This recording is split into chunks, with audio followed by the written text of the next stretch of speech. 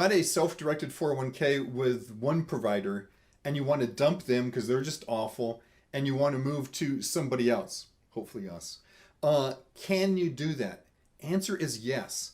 And what you do is all you're going to have to do is restate your plan documents. And restate is just a fancy legal phrase for a big fancy amendment. So all we have to do is amend your old documents, saying that you're going to use the new documents, the better documents, and you're not going to use that provider anymore. Now, a couple little aspects of this, fascinating aspects, if you will.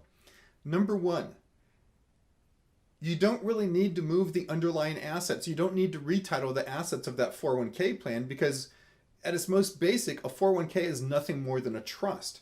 And now, if you have the assets owned by the old provider's 401k, hey, that's cool because you still have the same 401k, but we're just changing the terms of it. We're just changing the terms of the trust. So it's still, those assets are still owned by the same trust.